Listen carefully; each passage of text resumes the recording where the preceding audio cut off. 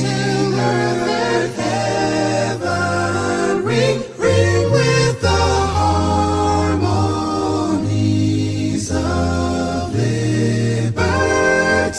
Let our rejoicing rise high as the listening skies resound the rolling sea. Sing a song full of the faith that the dark past has taught us. Sing a song full of the hope that the present has brought us. Facing the rising sun of our new day begun. March on till victory is won. Stony the road we trod, the chastening rod felt in the days when hope unborn has died, yet with a steady beat and not our weary feet come to the place for which our fathers sighed. We have come over a way that with tears have been watered. We have come treading our path through the blood of the slaughter, out from the gloomy past till now we stand at last, white gleam of my star is cast.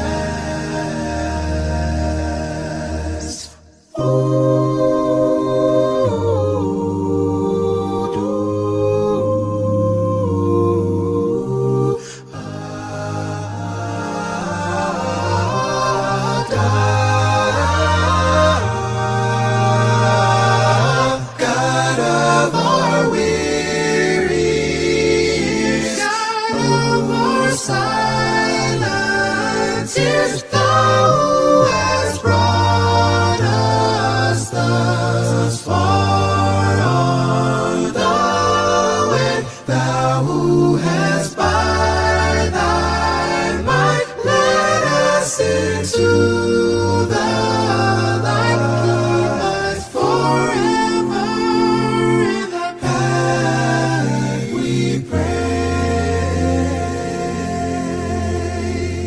Lest our feet stray from the places, our God, where we met thee.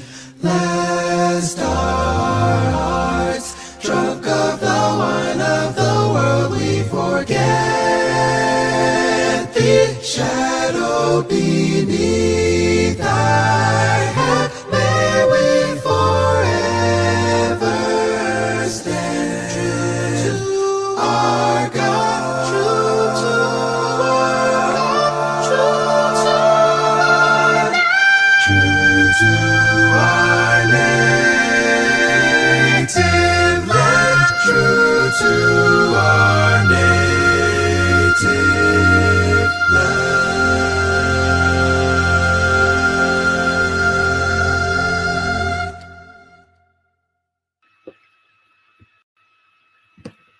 And welcome and good evening to a great celebration in the great memory and for the great legacy and honor of the late Dr. Martin Luther King Jr. I am Marcus Holmes, the facilitator of the Love and Stuff community. And thank you, Committed Sings. That was pre-recorded, but it was excellent. Give us some loves and likes in the comments wherever you are. And wherever you are, welcome. Good evening, good afternoon, or good morning, depending if you're somewhere else around the world. I hope you will drop in the comments your location, and just drop in the comments when you hear the name Dr. Martin Luther King Jr., what thoughts come to your mind. We wanted to pause in the Love and Stuff community, a community that we love, to talk about the beloved community today. and to honor a great man, a drum major for justice, Dr. Martin Luther King Jr. And so tonight we've gathered together some of the best of our Love and Stuff community members. All of our community members are great, but we wanted to just get some of the great orators and thinkers, some of the great singers, some of the great actresses and actors to join us. And I'm so honored and privileged that they are joining us and that you have joined us, whether you are on the Love and Stuff page or if you are joining us via Restream, on the LinkedIn Live, on Twitch TV or YouTube events. Just click share and tag someone in this great evening of celebration. They will be great that they have joined us, and you will be glad that you invited them. So click share right now. Take a moment to do that as I prepare to bring on our first speaker. I'm so excited to have all of them here and so thankful for their time this evening. Reverend Darren Williams is the Ministry Director of Bible Studies at Antioch Baptist Church of Tulsa, Oklahoma, and he is no stranger to the Love and Stuff community. As a matter of fact, he is one of the voices that we love to elevate here. He is Detroit born and reared. He has a passion for his people and for the beloved community. Listen as he shares commentary and excerpts from the famous letter from the Birmingham jail, also known as the letter from Birmingham City Jail, and the Negro is your brother. It's an open letter that was written on April 16th, 1963 by Dr. Martin Luther King Jr. It says that people have a moral responsibility to break unjust laws and to take direct action rather than waiting potentially forever for justice to come through the courts. The letter, written in response to a call for unity during the 1963 Birmingham campaign, was widely published and became an important text for the American Civil Rights Movement. Ladies and gentlemen, welcome to our screen, Reverend Darren. God bless you. Good evening. It's good to be here, especially for this occasion, to be able to celebrate the life, the legacy, the accomplishments, and the meaning of Dr. Martin Luther King Jr. His birthday actually was on the 15th, and on that day, a great and a true American was born who somehow mystically looked into the Constitution and saw himself in it. This letter that Marcus talks about, it's so much to it. 9 pages when I printed it off actually to start this presentation about it. And it is long for a letter. In fact, some of us probably have never seen a letter of this length in our lifetimes. And probably never will, since nobody writes letters anymore. However, it wasn't a letter in the sense of, just farewell, doing a welfare check, seeing how people were checking on people. This has actually been described as a manifesto. It's actually been described or compared to as the Declaration of Independence written by Thomas Jefferson. But in its magnitude, it is one of the great pieces of literature in the United States lexicon of writing. It is literally cataloged among, like I mentioned, Declaration of Independence and the Constitution of the United States, the Gettysburg Address by Abraham Lincoln. A couple of facts as we are coming to the letter, and I'm going to snatch a couple of excerpts out of it as we move along, just to highlight what its importance was in that day, but even more importantly, why it is significant for us today. This letter, as Ben said, is a response to an article that was penned by the clergy leaders, 8 of them, in the Birmingham city. Dr. King had been arrested and was in solitary confinement for 11 days for parading without a permit. That was the charge that they arrested him and locked him up for. 29 times he'd been arrested in his life. And this time, this he was publicly lambasted by the religious leaders, white religious leaders, for what he had done. Very interestingly, he was in Montgomery and he talks about this, I'm sorry, in Birmingham, and he talks about this in the first part of the letter, because of the record that Alabama had in its injustice and oppression against African American people. Of course, you'll remember the Montgomery bus boycott, Montgomery, Alabama, which started Dr. King's career, started in Alabama. You'll remember Bloody Sunday in Selma, when Representative John Lewis and many others were brutalized for their freedom ride, Selma, Alabama. And then 5 months later in September, right there in Birmingham, the 16th Street Baptist Church will be bombed by Ku Klux Klan members. And Birmingham was so violent, and it was interesting, it's not mentioned in this letter, that the civil rights leaders nicknamed Birmingham Bombingham, because more bombings of African American people had occurred in that city and had been unsolved than any other city in the nation. Let me start where he starts with this letter. He's here in the jail, and he says, while confined here in the Birmingham City Jail, I came across your recent statement calling my present activities unwise and untimely. He addresses it, my dear fellow clergymen. One comment I'd like to make right there is the contrast that to be drawn, where they call him an outside agitator in the letter. His response to them, his address to them, is my fellow clergymen. They question why he is there and the untimeliness of his being there. He responds, more basically, I am in Birmingham because injustice is here. And so in his work, which is his life's calling, they are questioning his presence there. And he is saying it is there because the very thing that his life has been given to is alive and well there in Birmingham. He does something then very interesting in this letter, which is considered by some, I mentioned before, as a manifesto, but he very detailed and succinctly lays out what the whole process and purpose of nonviolent direct action is. He says in nonviolent campaign, there are 4 very basic steps: collection of facts to determine whether injustices exist, negotiations, self-purification, and direct action. We have gone through all of these steps in Birmingham.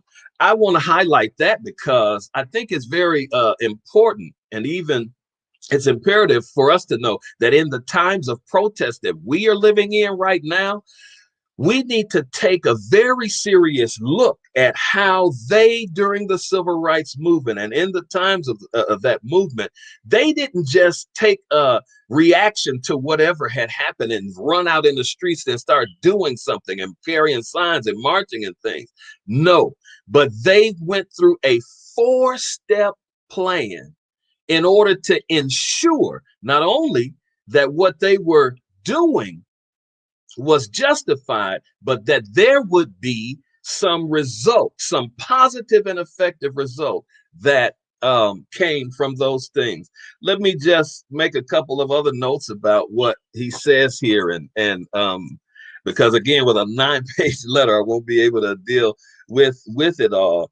He deals with in this letter issues that we just saw cause this nation to erupt in the violent protests in Washington, D.C. What is that? He talks about voter fraud, voter suppression, and disenfranchisement, not cooked up and trumped up charges like we just saw, but the veritable facts of how African Americans have been disenfranchised in the voting process. And he points to it right there in Alabama. He talks about the justification of the struggle, about how he has to explain to his daughter how she just seen the commercial of Funtown on TV, and he has to explain to her that she can't go because it's closed to Negro children. He deals with the disappointment of the white church. And there he says that he thought of anybody who would understand the justice of their cause, that it would be the white church, at least the leaders of the white church. And I have to say here, sisters and brothers, because I'm about right at my time, I have to say here that the reality of the importance of this letter for our day, because almost point by point, everything that Dr. King was in Birmingham to address almost nearly still exists in the United States of America today. Not just cornered off in Birmingham, but across these United States. These same issues are there. And I believe for us that we still deal with white supremacy and racism in the way we do in this country, just like Dr. King says, because the white church has not stepped up and denounced these behaviors, practices, and attitudes as being antithetical to the kingdom of God. The white church has got to step up, because white supremacy is not created by African American people. Racism, anti-Black racism, is not created against by African American people. White people have done those things, and it's got to be the white church. White people have got to address that. Last thing, there are quotes, famous quotes of his that come from this letter. One of those: injustice anywhere is a threat to justice everywhere. Freedom is never given up by the oppressor, but it must be demanded by the oppressed. Justice too long delayed is justice denied. This letter, again, very important. Another reason, because in colleges and universities today, government and history classes teach this letter. English and literature classes teach this letter because of how expertly penned it was. I suggest to you all to take it and read it for yourself. It's a lengthy read, but I guarantee you it's worth every moment of the time that you'll put in reading it. And what you'll realize, that as great as an orator and speaker as Dr. King was, it's not just hype, because from his pen, that same kind of greatness exists. God bless you tonight. Let's celebrate the man who has done so much, in my estimation, single-handedly has done more than any other leader to garner civil rights, human rights for people. Amen. God bless you.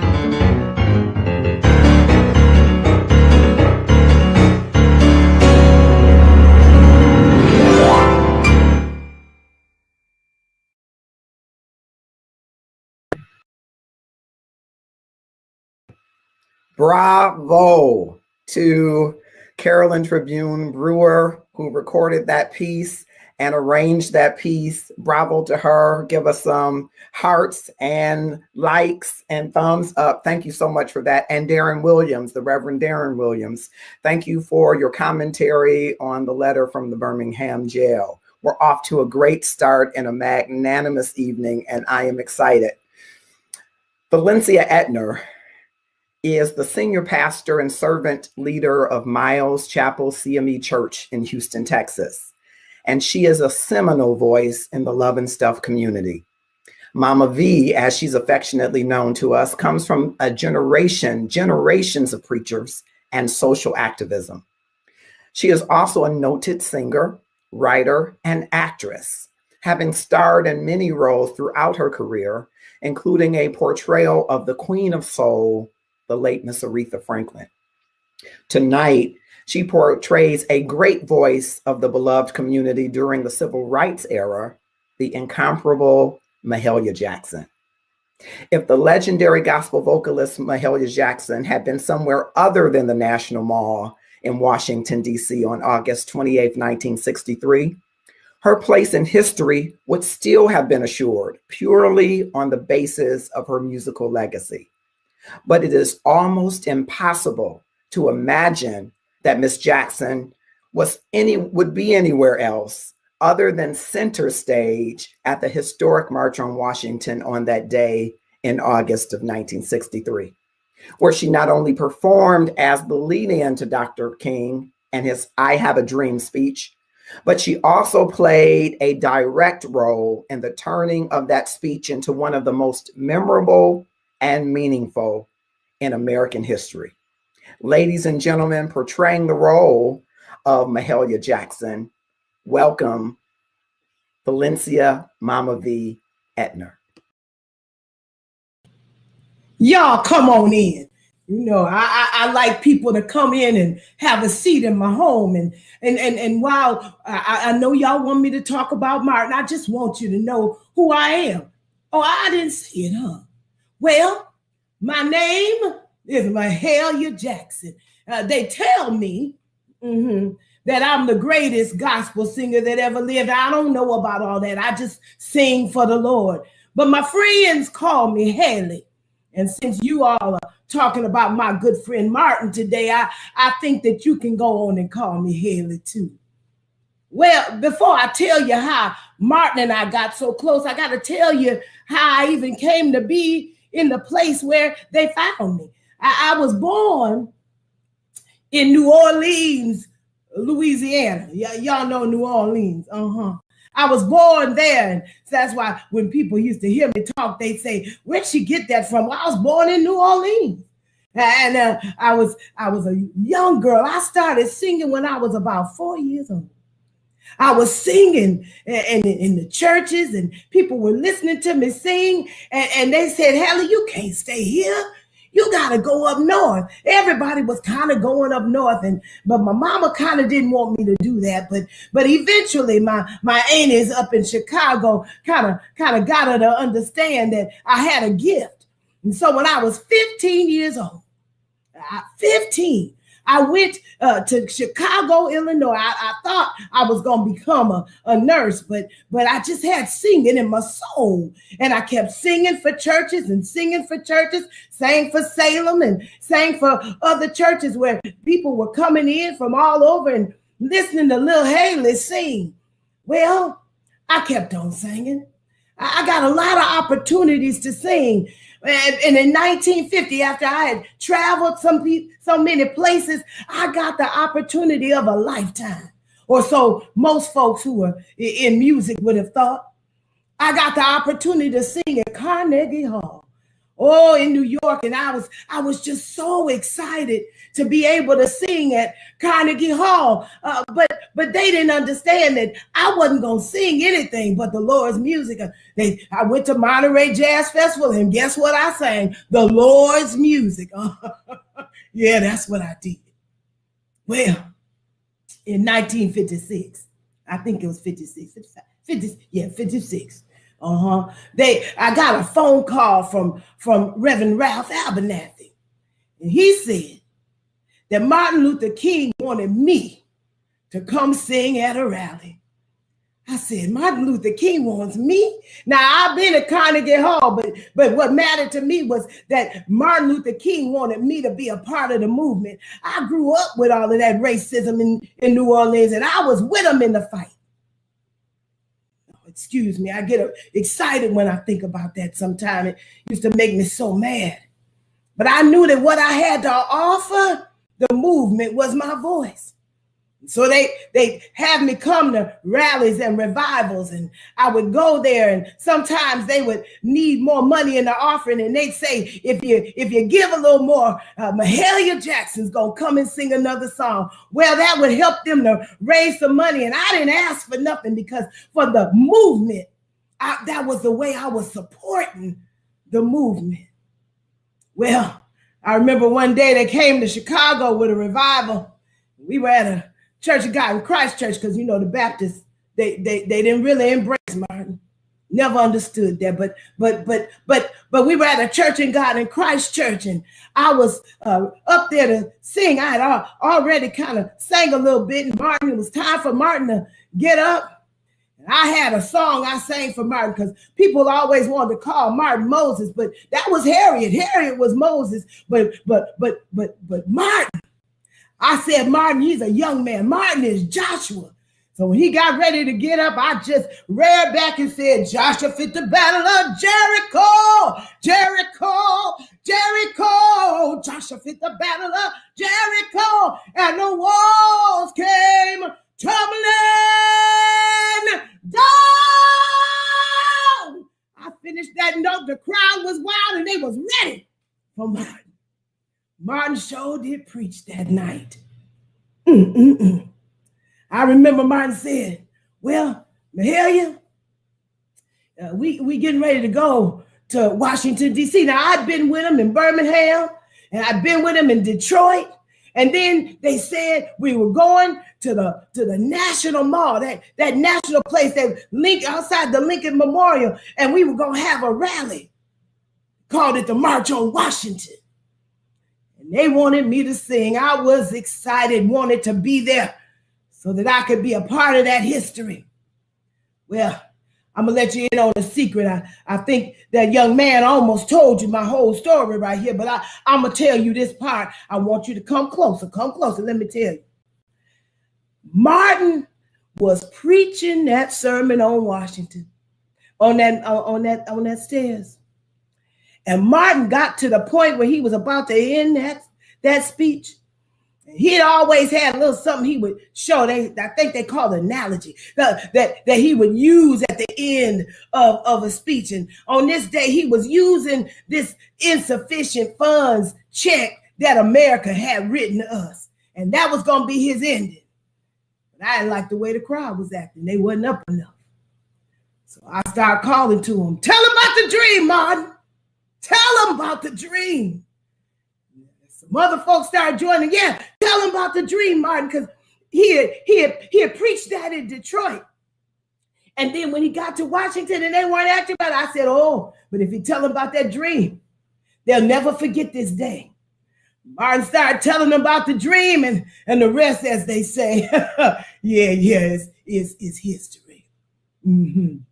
Well, we kept on going and doing rallies, and after that, I have a dream speech. I knew Martin was going to be in trouble. Then we started going places, and I was getting a little sickly, and I had been having some trouble with my health, and so I couldn't go like I used to, but I kept hearing what Martin was doing. And Martin said, look, Haley, if I go before you, I want you to sing that Precious Lord for me. There got to be the Memphis rally, and I couldn't go because I was sick. Martin really preached that night, and I heard he talked about that he wasn't going to live a long time. And that very next day, before the newspapers could get the report, I got a phone call that my friend was dead. They told me, Hallie, I don't know what you're going to do because you can't travel. I said, oh, I'm traveling. I promised Martin that I would sing that song for him. So sick as I was, I got up on that podium and got to that mic. And I just began to moan like I knew I had to. And I said, precious Lord, take my hand and lead me on. Let me stay. I'm tired. I'm weak. I'm worn. I kept singing about through the storm and through the night. And I was so emotional. But I knew what my friend wanted. He wanted me to sing that song. So I sang it. A few years later, I wouldn't be here. But for that time, I did what my friend wanted. Y'all remember Martin. Don't you ever forget him. Martin was the Joshua.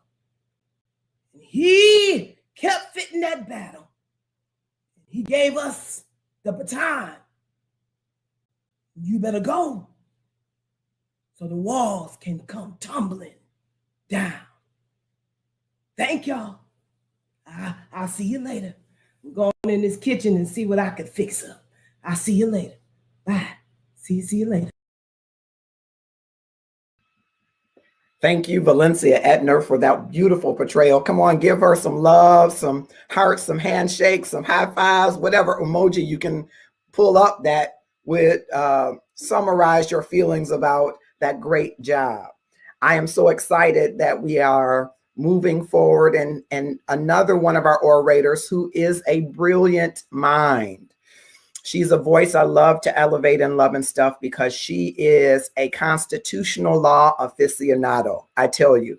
And she's a brilliant mind. And when we talk about organizing and getting the beloved community rallied around what the law really says, this is one of the people that I look to help us. And you'll be hearing more of her voice in the Love and Stuff community. She's a member of our community and she has dedicated her life to public service.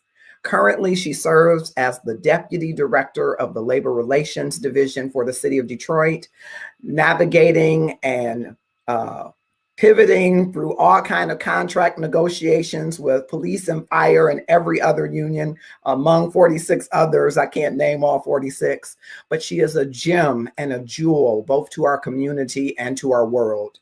Help me welcome Valerie Colbert-Osunwadi. And listen now as Valerie shares insights about the great works of Dr. Martin Luther King.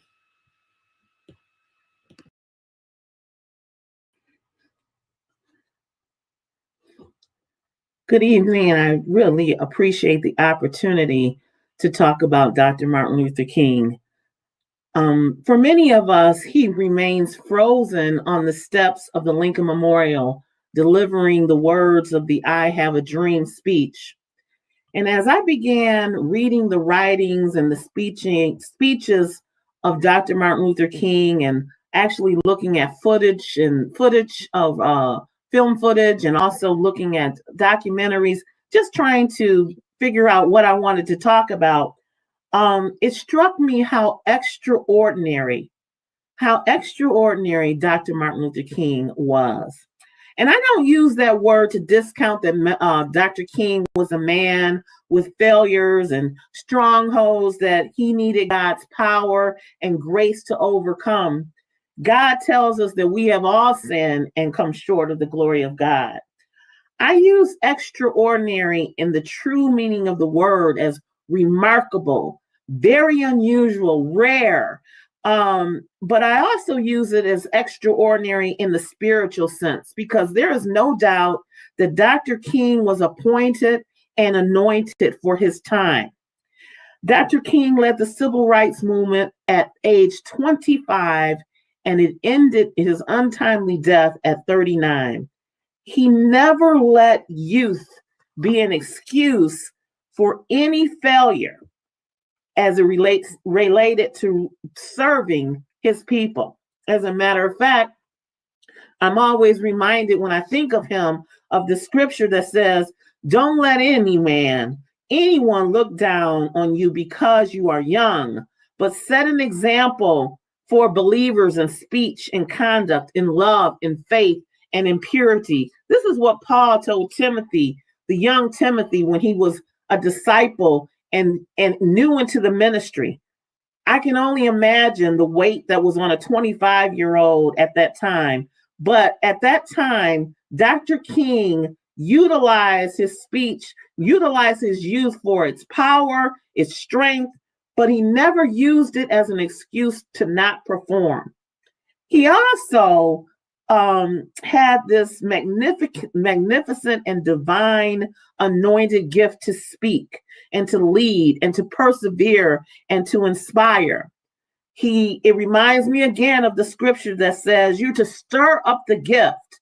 Dr. King himself said that when he was ordained and when the ministers, his fathers and other ministers, laid hands on him, he said it was like fire shut up in his bones.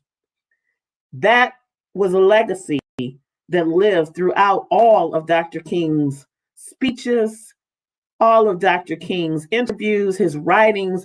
You could tell that the anointing of the Holy Spirit was on this man.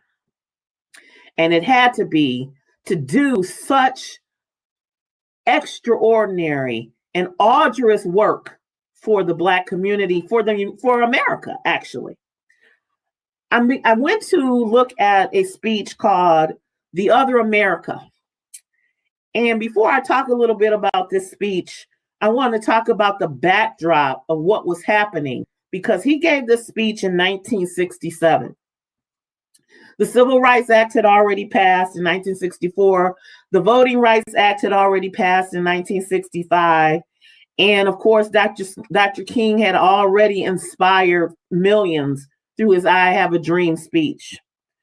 And of course, because of that, today he remains one of our most vivid symbols of hope for racial unity in this country. However, in 1967, Dr. King was actually lamenting about what had become of this dream. He talked about in a speech that life was made up of a series of shattered dreams that we all had to deal with.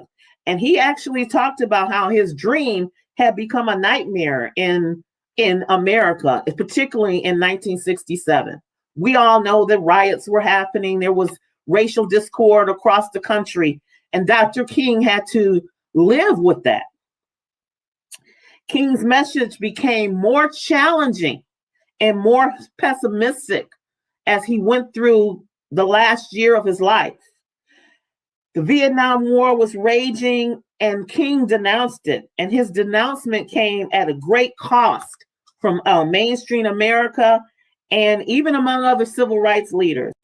And at this time, the anti-war movement was just beginning. We still had people, the majority of American society still was supporting the Vietnam War.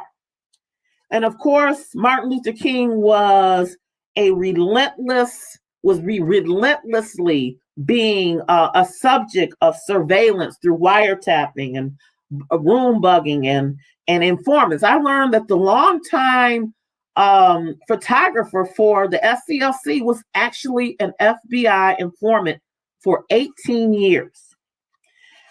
And yet, despite all of that surveillance, they never warned him of credible death threats to him. But Dr. King continued to follow his moral compass, which left him increasingly isolated at this time by the public and other civil rights leaders.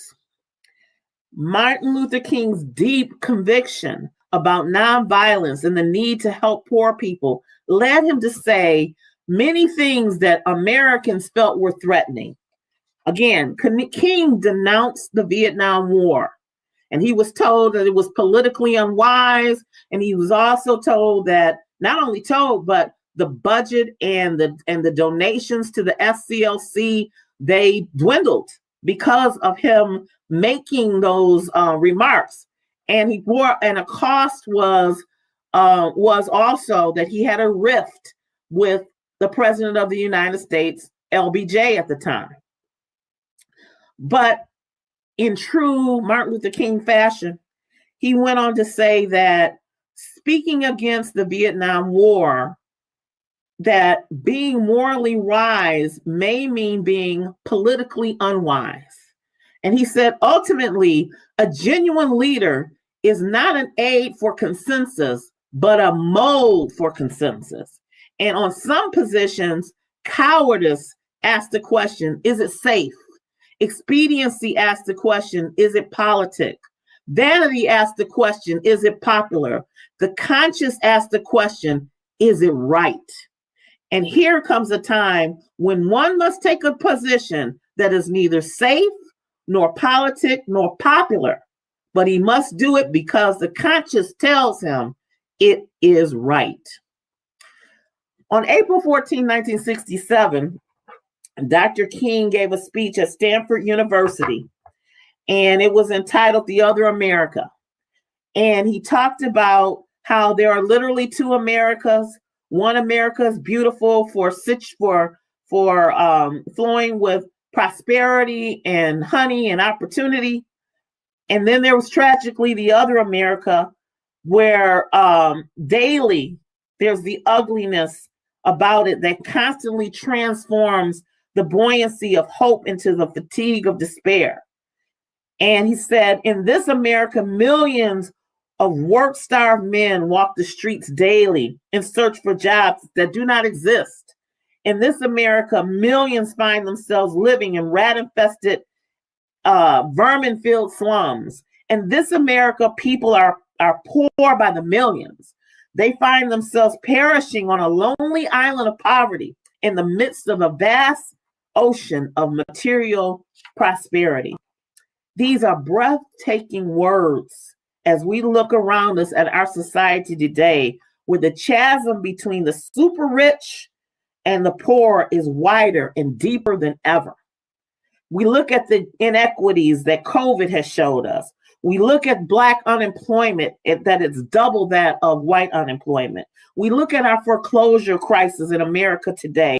We look at the disparity in Black and white residential segregation remains. And most glaringly, we look at the disparity in our criminal justice system. And we still see that there are two Americas in this country. Dr. King in his speech told his audience that the struggle for civil rights and the struggle to make these two Americas one America is much more difficult today than it was 5 or 10 years ago. That even stands true today. He went on to say that in a sense, that was a struggle for decency. We could not go to a lunch counter in so many instances and get a hamburger or a cup of coffee. We could not make use of public accommodations. These were humiliating conditions that people could identify with and wanted to rectify and change. But he said, what is different in the terms of what he was looking for, King was looking for full and genuine equality. He was looking for justice in America. He was looking at the increasing, he was looking that increasingly poverty was an impediment to human equality and decency. He went on to say that we must see that the struggle is much more difficult. It's much more difficult today because we are struggling for genuine equality. And it is much easier to integrate a lunch counter than it is to guarantee a livable income, a good solid job. It's easier to integrate a public park than it is to make genuine quality integrated education a reality. King saw that the campaign against poverty and the fight for full economic justice would be a greater sacrifice for white America, because now the strategy was not to integrate a lunch counter, but we were struggling for the money to buy a hamburger at that lunch counter. In an interview, Dr. King said it didn't cost this nation 1 penny to integrate a lunch counter or 1 penny to guarantee the right to vote. The nation will have to spend billions of dollars to solve problems of poverty and housing. And King believed that there had to be a radical redistribution of economic and political power in this country. Sound familiar? We see this today in our progressive movement and with our Democrats, when Bernie Sanders was out on the campaign trail, when Elizabeth Warren was out on the campaign trail, everyone advocating for better redistribution of America's wealth. Same was holding true in 1967. In this speech, Dr. King wanted to continue to highlight that racism in America was still alive and well. He went on to say that in this speech that racism is still alive in American society and much more widespread than we realize. In these past 4 years, how many people's eyes have been opened to the persistent and consistent ugliness of racism? We have all seen that this evilness has been let out of the cage, fostered and defended by our own president of the United States. We saw that 2 weeks ago when we had insurrection on our Capitol. Dr. King wanted to make sure that people knew that racism was based on the myth of a superior, that there was a superior and an inferior race. And he went on to say that I say that however unpleasant it is, we must honestly see and admit that racism is still deeply rooted all over America, and it is still deeply rooted in the North, and is still deeply rooted in the South. Again, these words were spoken in 1967, and in 2021, America is still wrestling with, confronting, and admitting to the deep roots of racism in our societal institutions. There's so much that I want to say, and I'm going to skip a little bit. And he went on to talk about how there were so many myths surrounded by the need for radical change. He went on to talk about how one of the main myths was that legislation could not end. He said, ending racism and human inequality can only be achieved by changing the heart. That was the fallacy. But he went on to say, yes, he believed in changing hearts. He believed that because he was a preacher. He believed in the regeneration of the soul. But he went on to say that morality can be legislated, but behavior, while morality cannot be legislated, behavior can be regulated by the law. And that regulation can change the heart. He went on to say it may not can change the heart, but it can restrain the harvest.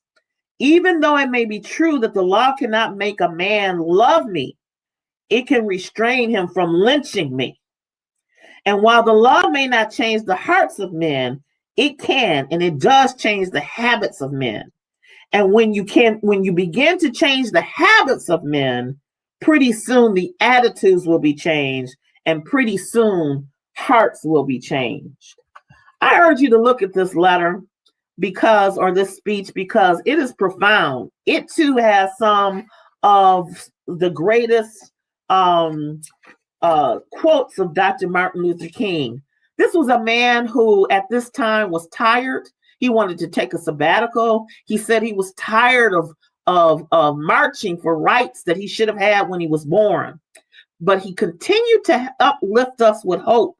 And one of the things that he said again was, he said, and he went on to say, because both the sacred heritage of our nation and the will of the Almighty God are embodied in our echoing demands. And so I can still sing, we shall overcome. We shall overcome because somehow The arc of the moral universe is long, but it bends towards justice. At the end of everything that I was reading, and there's so much more that I could say, Dr. King believed that the right to protest was at peril. We see that today. There were crackdowns across the country regarding protests, peaceful protests.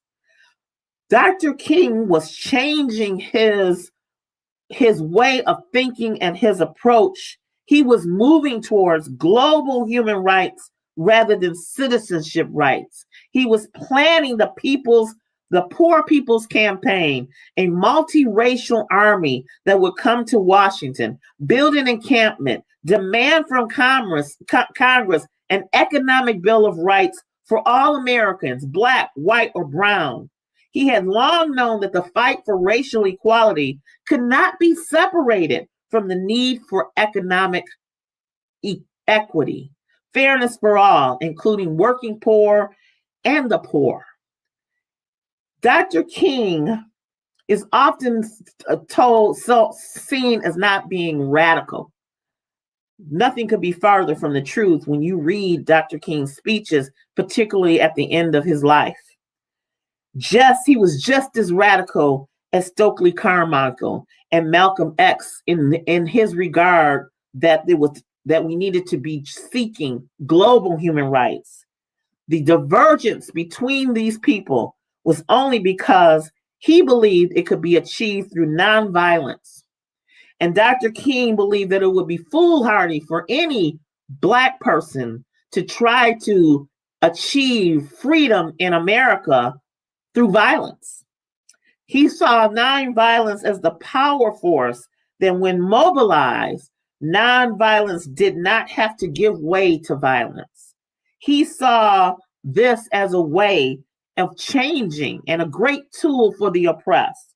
Martin Luther King, at the time when he gave the speech and at the time when life was ending, was beginning to challenge not just racism and inequality, but also the war, the military industrial complex, capitalism as in how wealth is distributed, imperialism.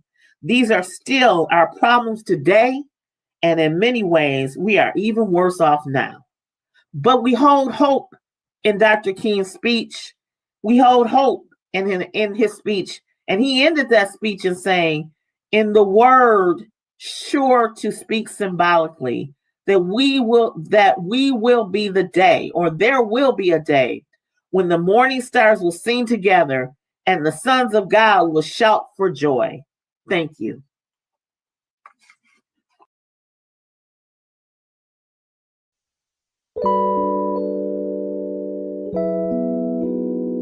He's got the whole world in his hands. Whole world, got the world hands. He's got the whole world. Ooh, got it in his hands. He's got the whole world in his hands. Keep holding me.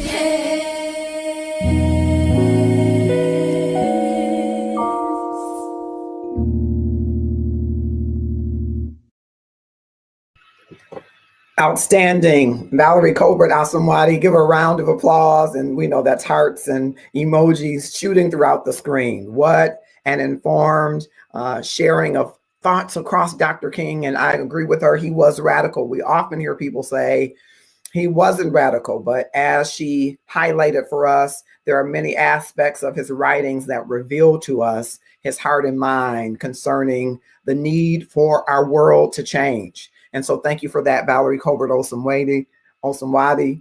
I may have mispronounced that again. And Carolyn Tribune Brewer. Thank you for that. He's got the whole world in his hands. Beautiful, beautiful. And so now we're going to another person in our Love and Stuff community. Aria Moody is an actor, singer, voice actor, public speaker, writer, former dance and choreographer, trainer, and educator. She does it all. Aria has spent the majority of her acting career on Michigan stages for such productions as Single is the New Black, Hairspray, Rent, A Raisin in the Sun, and Colors Dream of the Master. Now taking on more roles in independent films, she has portrayed characters ranging from police officers and detectives, psychologists and other doctors, to mothers and girlfriends, and projects covering multiple genres, ranging from comedy to suspense. Her latest appearances include Mrs. Patton in the hilarious Not Left in Vegas, and Aunt Rhonda in the suspenseful Cain and Abel. Tonight, Aria brings to us a portrayal of Reese Taylor, born December 31st, 1919, and departed this life December 28th, 2017. She was an African-American woman in Henry County, Alabama. Born and raised in sharecropping in the Jim Crow era in the South, she refused to remain silent about a brutal rape that she suffered, perpetrated by white men, which led to organizing in the African-American community on behalf of justice and civil rights. On September 3rd, 1944, she was kidnapped while leaving church and gang raped by 6 white men. Despite those men's confessions to authority, 2 grand juries subsequently declined to indict the men. No charges were ever brought against her assailants.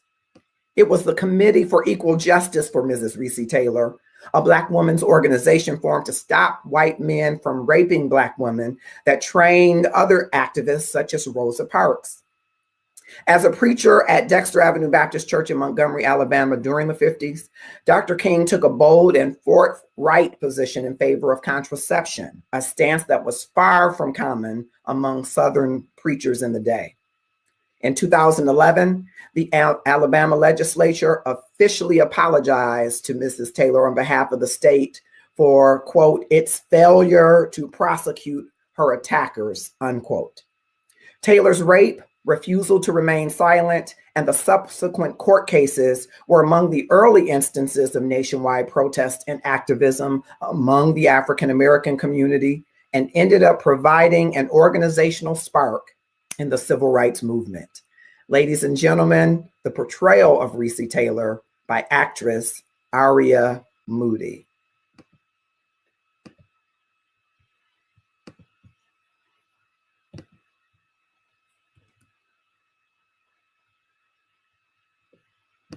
My name, hush, hush, somebody's calling my name. Oh my Lord, oh my Lord.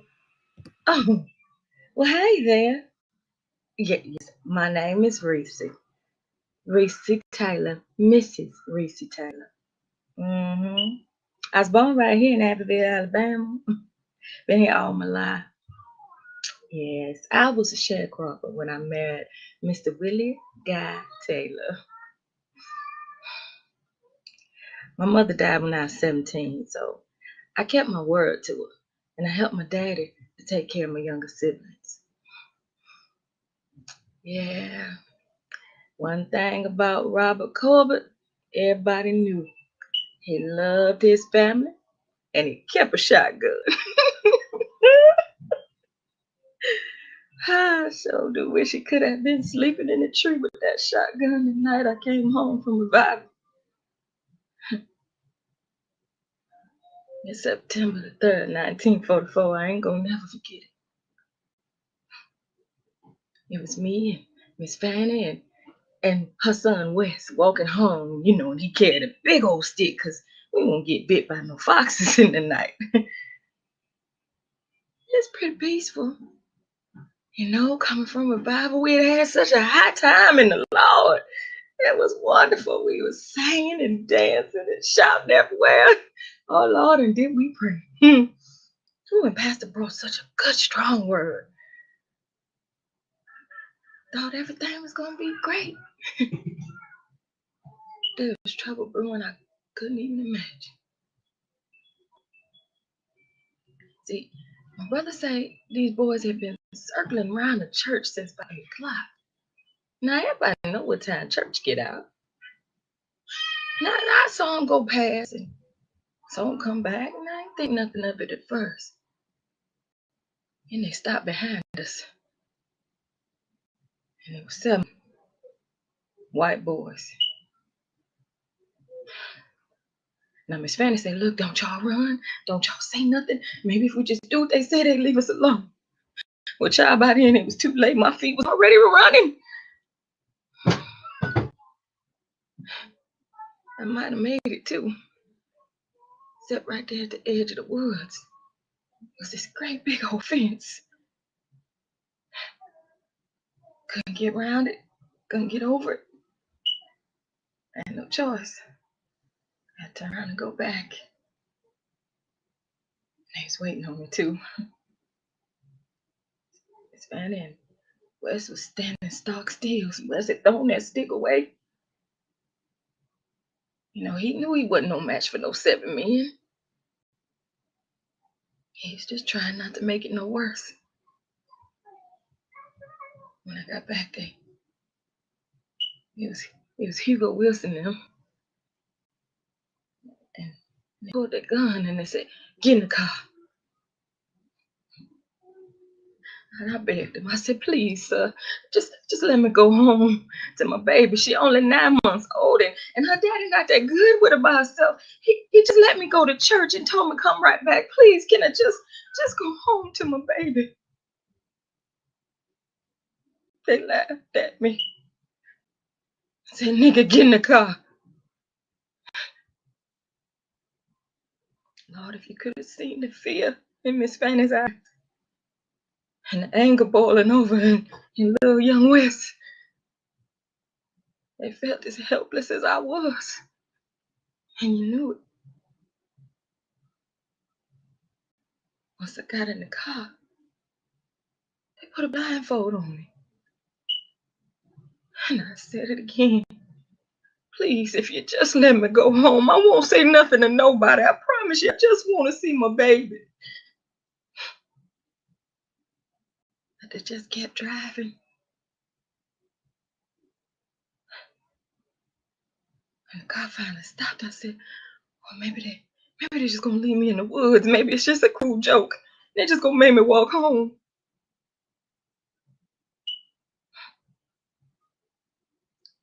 No. The kind of cruelty they had in mind, I couldn't have even imagined. They snatched me out that car and they walked me into a field. They put the gun on me again and they said, take off all your clothes. You lay down here just like you was with your husband. I knew then what they was about to do.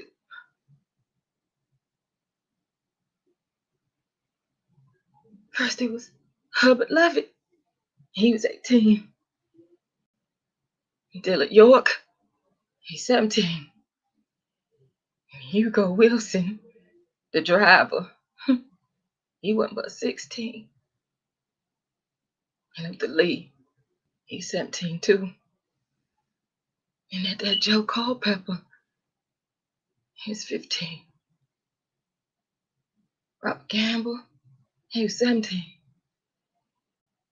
And I guess Billy Howerton must have been standing guard or something. He was only 14.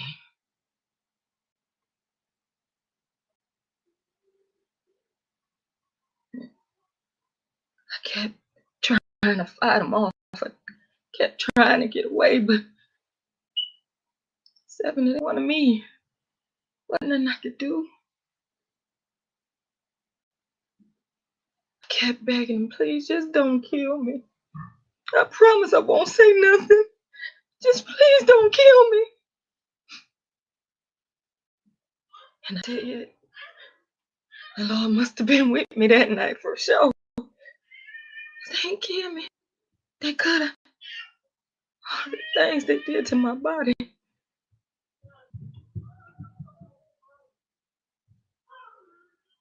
I never had kids again. I guess they finally got tired of me.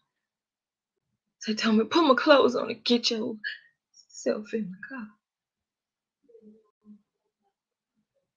Put the blindfold back on me and started to drive. And they stopped the car and threw me out. I snatched off that blindfold and I realized I was right there on the edge of town. Oh, it had to be God, because I mustered all the strength I could and I started to run. My husband and my daddy must have been looking for me, because I saw my daddy up the road calling for me. I ran into his arms and he held me up like he always did. Soon after, a guy came and the sheriff right behind him. I told him, man, I wasn't going to say nothing. But soon as I saw Sheriff Lockett, I told him everything. Everything! He went right away and got Hugo Wilson. Brought him back. He said, now, Reese, is this here one of the boys you said did this thing to you? I said, yes, sir. Yes, sir, that's him. That's one of them right there. He said, you lying whore. Can you believe that? He said that I wasn't no better than a prostitute. That they had paid me to do the terrible things they done to me. He said he didn't even know me before that night. Now that was a lie. I walked past his house almost every day.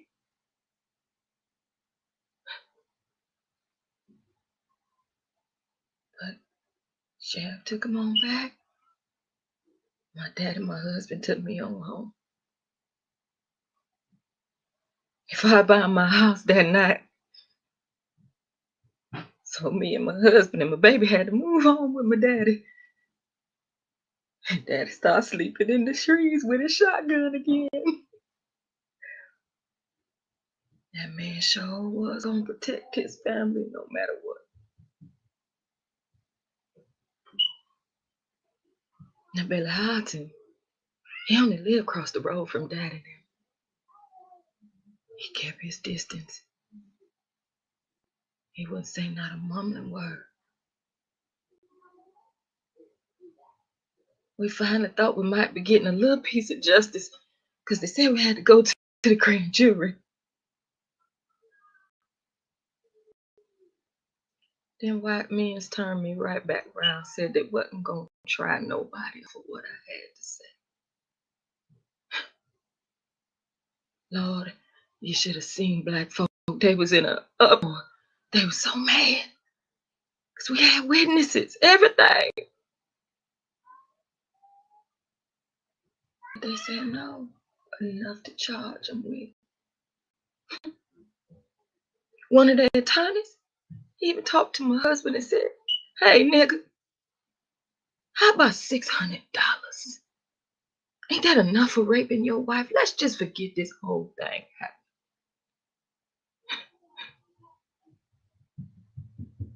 $600 for my dignity. $600 for my life being changed forever. They really thought they could put a price on it.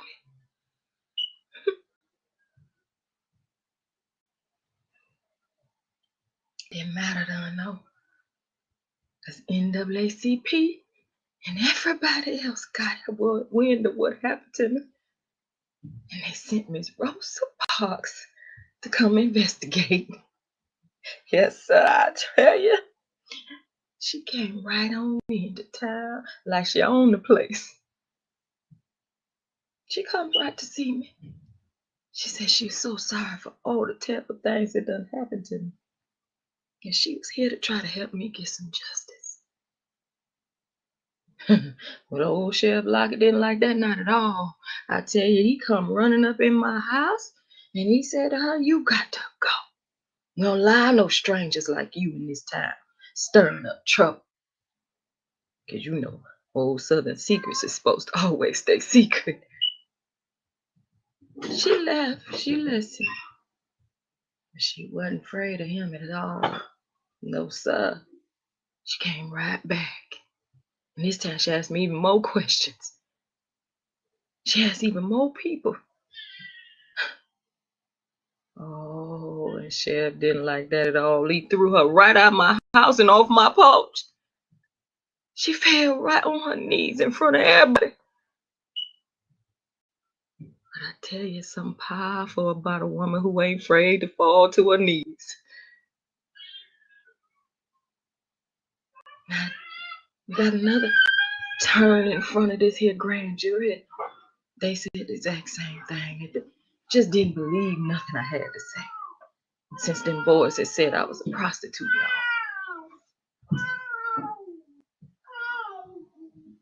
It was a long, hard road. But finally, one day, at least, the state of Alabama gave me an apology. They made a big to-do about it. It was all over the news. That wasn't much. But if you know how Alabama was back in them days, you know that was still a victory.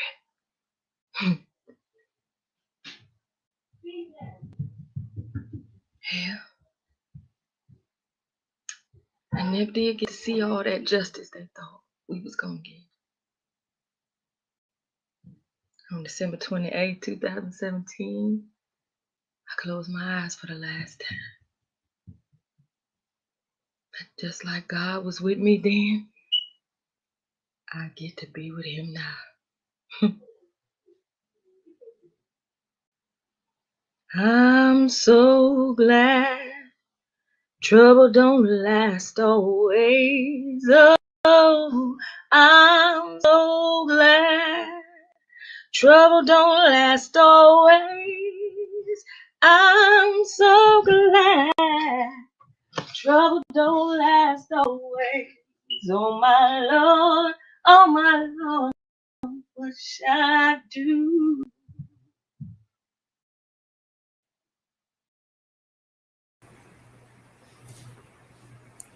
If I can help somebody as I pass along, if I can cheer somebody with a word or song, if I can show somebody that he's traveling wrong, then my living,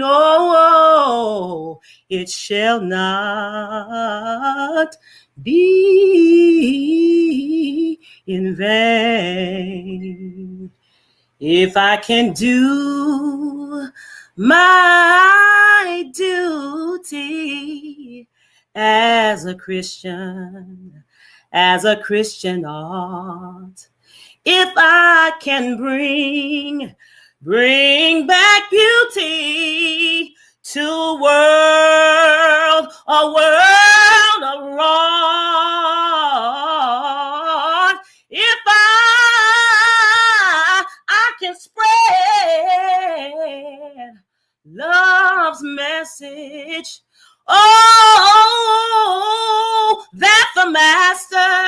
that the master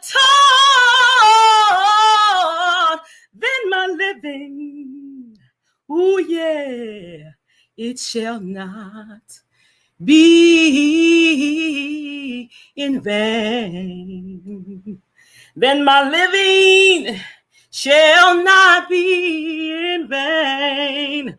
Oh, then my living shall not be in vain if I can help somebody as I pass along. Then my living, oh, it shall not be in vain. No, my living, no, my living shall not be in vain.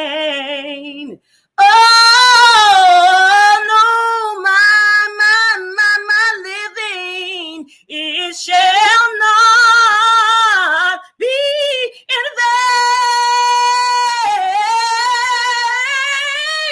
if I can show somebody, and if I can help them as I sing this song, then my living, it shall not, no, my living, it shall not, no, my living, it shall not be in vain. Oh, no, it won't be in vain. We're moving forward to another member of our Love and Stuff community, almost to our end. I hope that you are enjoying and having a great time with us. Actor, model, serialpreneur, Richard Dickey Mason is the brand ambassador for the Love and Stuff community. So he is the guy you see modeling all of our merchandise, and we are absolutely privileged and proud to have him as our brand ambassador. With countless webisodes, television appearances, commercials, films, and theater roles under his belt, Richard is always willing to share his great gifts and graces. Tonight, he shares on a noted member of the beloved community who recently passed away, the late Congressman John Lewis. Congressman Lewis was one of the Big Six leaders of groups who organized the 1963 March on Washington. He fulfilled many key roles in the civil rights movement and its actions to end legalized racial segregation in the United States. In 1965, he led the first of 3 Selma to Montgomery marches across the Edmund Pettus Bridge. In an incident which became known as Bloody Sunday, state troopers and police attacked the marchers, including Lewis. Ladies and gentlemen, the portrayal and information on the late Congressman John Lewis, who marched alongside Dr. King and was one of his proteges, actor Richard Dickey Mason.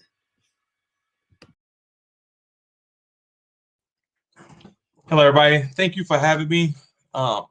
Just want to share a little bit about John Lewis.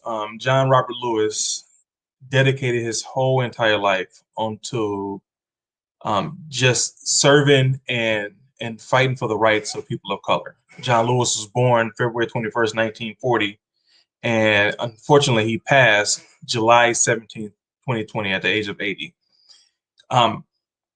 This is a man who accounts for it being arrested for almost 40 times, or somewhere roughly around 40 times, just standing up for the rights of Black people. And he started really, really young, at the early age of 20 years old. 1959 to 1960, he organizes the student sit-in and demonstrations in the Nashville area. May 1961, he volunteers as a freedom rider, challenging bus and rail segregation laws.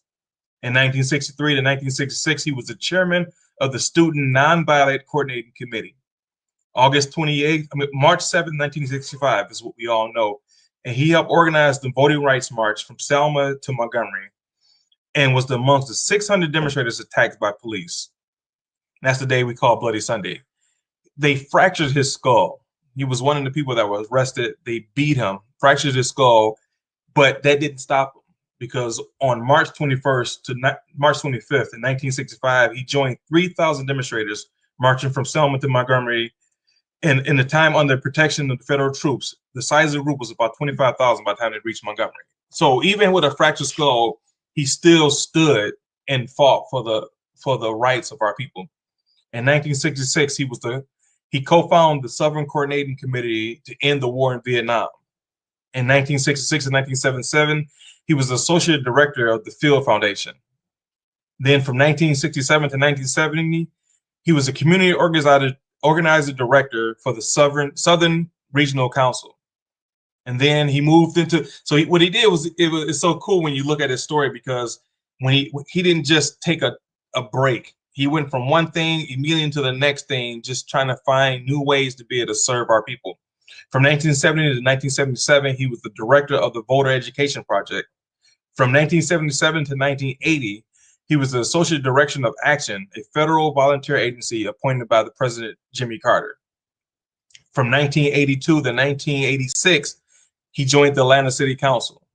And then from 1987 to 2020, he served at the House of U.S. Representatives for Georgia's 5th District. Back in March 7, 2004, John Lewis Monument is unveiled in Selma, Alabama, at the foot of the Edmund Pettus Bridge to commemorate the events of Bloody Sunday. So one of the good things was that he was able to actually see his monument raised up while he was still alive. Sometimes we wait until after our leaders have passed on to finally commemorate them or to give them our flowers. But he was able to live and see his monument raised up. At the age of 69, just to show you how much he never stopped fighting, April 27, 2009, at the age of 69, he was arrested outside of the embassy of Sudan, where he was protesting the obstruction of the aid of the refugees in Darfur. February 15, 2011, Barack Obama awarded Lewis the President Medal of Freedom.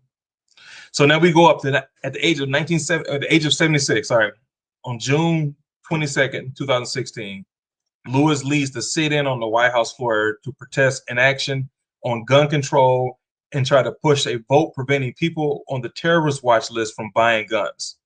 The demonstration draws 170 lawmakers. After about 25 hours, Democrats decide to end the sit-in, but vow to continue when Congress returns for the next session. So all the way up until he was not able to anymore, because he ended up being diagnosed with cancer, all the way up until that time that he just physically couldn't do it anymore, he continued to fight for the rights of our people. He stood next to Martin Luther King and continued out through his whole life to leave a legacy on behalf of us. And he was the first lawmaker to be laid in state, African American. So one of his favorite poems was this, and I want to read this poem, was Invictus. It says, out of the night that covers me, black as the pit from pole to pole, I think whatever gods may be for my unconquerable soul. In the fell clutch of circumstances, I have not winced nor cried out loud. Under the bludgeoning of chance, my head is bloody, but unbowed. Beyond this place of wrath and tears looms but the horror of the shade, and yet the menace of the years finds and shall find me unafraid. It matters not how straight the gate, how charged with punishment the scroll. I am the master of my fate. I am the captain of my soul. Thank you. And thank you, Richard Dickey Mason, for sharing that information on the late Congressman John Lewis and that beautiful poem. And as we come close to the end, another brilliant legal mind who may be most notably known for her work on the famous Malice Green case here in Detroit, Michigan. Brenda Braceful is a savvy litigator who has mentored many attorneys and provided leadership to the City of Detroit's law department before her retirement. She continues to serve through her work with Autism Walks and also serves as a civil service commissioner with the city of Detroit. Listen as Brenda shares some of her thoughts regarding Dr. King, which may include some insights into his works, chaos, or community. Ladies and gentlemen, Brenda Bracewell.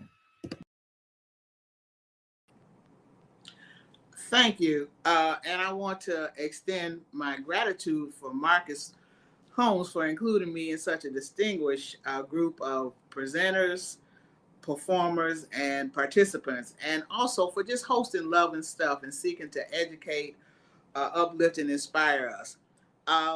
When I was asked to talk about Martin Luther King, the thing that really struck me was he was such an embodiment of the power of words. And there's a long history of words that just touch our very soul and hopefully help to drive the nation in the right direction. When you hear 70 years ago, that's all you need to hear to realize you're going to hear the Gettysburg Address. As an earlier speaker said, when you have, I have a dream, you know that you are going to be uplifted and your moral compass charged. But this is not new. The Sermon on the Mount, the Beatitudes, you can tell when words are truly inspired because they stand the test of time and still hold true to us today.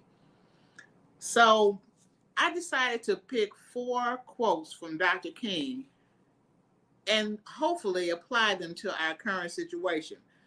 We can look at the March on Washington and compare it to the insurgent rush at the Capitol. Both were groups of people who traveled to our nation's capital, but look at the difference in the way they impacted our society. Which brings me to my first quote. We need leaders not in love with money, but justice. Not in love with publicity, but humanity.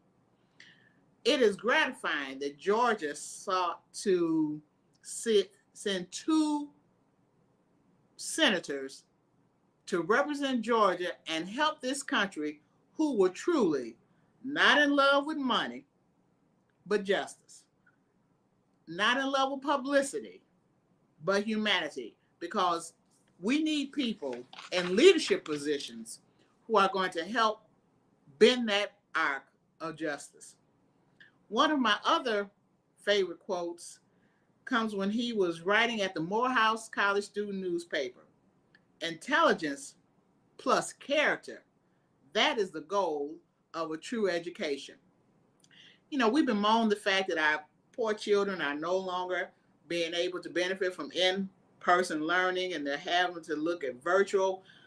But I charge all of our young parents and grandparents, because some grandparents are certainly responsible, we can use this as an opportunity to provide our children with an education more than just what's in books, reading, writing, arithmetic, but to help them develop character. Sometimes when I text with my grandsons, and they've taught me how to text, I'm still not technically savvy, and I appreciate Marcus for walking me through this. Sometimes I just send them a quote from Octavia Butler or Martin Luther King to remind them that think on principles. Great people don't talk about other people. They talk about ideas and principles. So let your words really reflect the character of your heart. Another quote that I hold close, which he wrote in Stride Toward Freedom in 1958, true peace is not merely the absence of tension, it is the presence of justice. And again, we can see that that resonates with us in today's political climate. After the death of George Floyd, there were peaceful demonstrations, not only here in America, but all over the globe. People felt the hurt that that man felt as someone kneeled on his neck for over 8 minutes, calling him to cry out to his dead mother, and realize that even if we're not upset about this, we cannot have peace as long as we don't have justice. We can talk about the stock market, the economy, but if it's not touching all of the population, then Dr. King realized that true peace is not merely the absence of tension, the fact that people aren't upset about it. It has to be the presence of justice. We cannot have two Americas. We cannot have unequal treatment.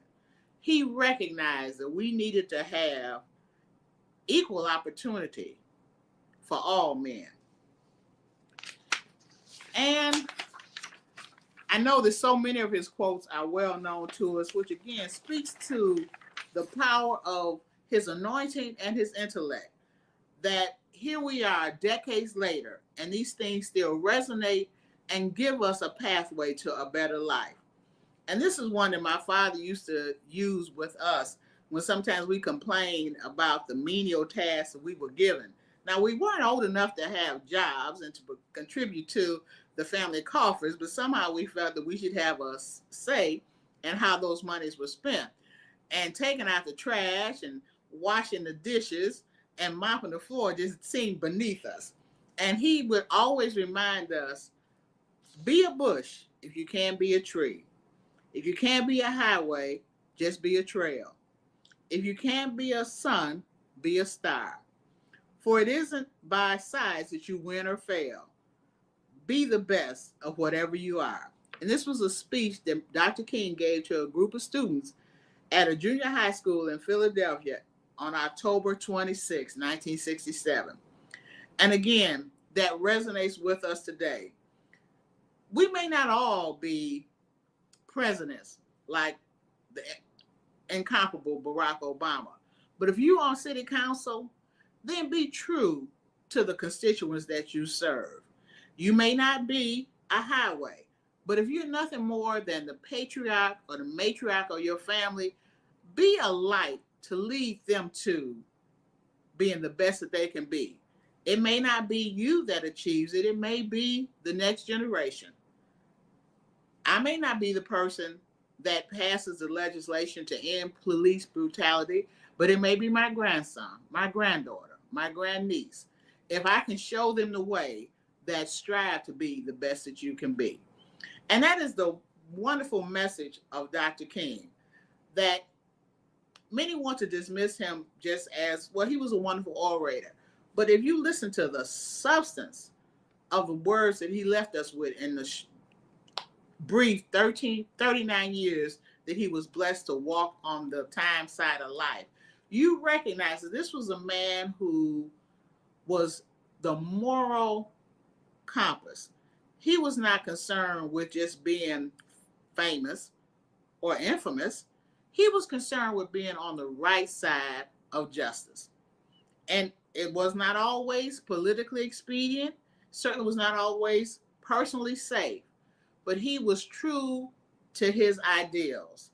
And that is a message that we need to thoroughly embrace today. As we face the inauguration of a new administration, including the first woman of color to serve as a vice president, it's easy for us to believe that we have overcome. But we have to recognize that while that is a wonderful, wonderful achievement, and I am so thankful that a new generation of young ladies of color will see that this too can be your fate. We must not lose sight of the fact that on the same month that we are preparing for the inauguration, we had insurgents overrun the Capitol. There's been so much talk about the danger that immigrants face coming to this country. We still celebrate the unfortunate airplane uses missiles for 9/11, but there has not been sufficient conversation, no intelligent conversation about the danger that lies within. And when you look at the fall of great civilizations over the years, often it's like a cancer. It starts within. They're not always overthrown from the outside. So we need to have an honest conversation that making America great again, we have to first acknowledge that there are many flaws and things that we have to address before we can move this country forward. And Dr. King has left us a blueprint and a map. If we remain true to the ideals that he espoused, and again, if you look at his life, toward the end of his life, he was organizing the Poor People's March on Washington because he realized that it was not just an issue of racism, although racism, as we see, is alive and well, but income inequality. The failure of people to be able to maintain a decent standard of living, though they're working 40 hours a week. And we still face some of those same hurdles today. PBS did a documentary on the Triangle Shirt Factory. And many people don't appreciate that the unfortunate treatment of immigrant sewers, where they were trapped in a building and died because of the lack of safety, equipment, exits to leave the building, because people were more concerned with trying to place more people in the building to create more goods, helped to mobilize the unionization movement in America. When people come together, they can effect change. And so we should never, ever diminish the power of the collective will of the people. And in closing, Dr. King was, in my humble estimation, one of the greatest Americans, because this man dedicated his life not to achieving material success or celebrityship, but to try and better the lives of not only his personal family, but his entire community and his entire nation, in fact, the entire world. And so we have to appreciate that his charge was to America: be true to what you said on paper. If all men are created equal and entitled to the pursuit of happiness, then we need to have legislation, policies, and directives that afford that opportunity to everyone in equal measure. Don't ask me to pull myself up by my bootstraps when you refuse to give me a pair of boots. So it is just an honor to be able to reflect on the many ways Dr. King has touched the soul of this nation, and hope that this is a lesson that we never forget. And again, my thanks to Marcus for having the foresight to memorialize and appreciate Dr. King in such a meaningful way.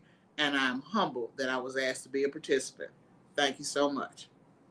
But on January 6, 2021, I woke up and I was excited.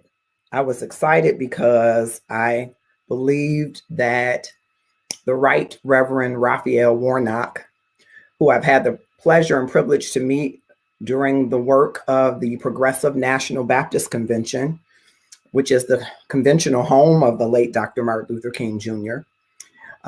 Dr. Warnock chaired the Social Justice Committee. He is an intelligent guy and personable guy, an humble guy, and kind of a funny guy. So it was great to see the opportunity for someone who looked like me to become the first African-American senator in Georgia. And then I saw on the screen flash that the Capitol was being raided, that there was an insurrection. And my first thought, and I don't know about you, was who could seize the Capitol? Where is security in this day and age? Who could take an entire building under siege? My second thought was that if there had been an angry mob or crowd or protesters of African American descent, that we would see dead bodies laying in the wake. And I became angry. And I became frustrated. And then I remembered these words: we must forever conduct our struggle on the high plane of dignity and discipline. We must not allow our creative protest to degenerate into physical violence. Again and again, we must rise to the majestic heights of meeting physical force with soul force. The marvelous new militancy which has engulfed the Negro community must not lead us to a distrust of all white people, for many of our white brothers, as evidenced by their presence here today, have come to realize that their destiny is tied up with our destiny. And I thought about all of the great work of Dr. Martin Luther King Jr. that day.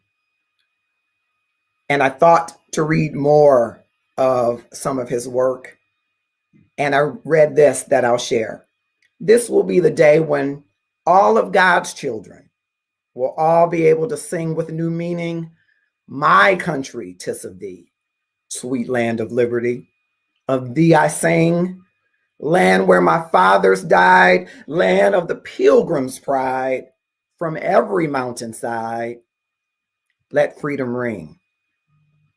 And if America is to be a great nation, this must become true.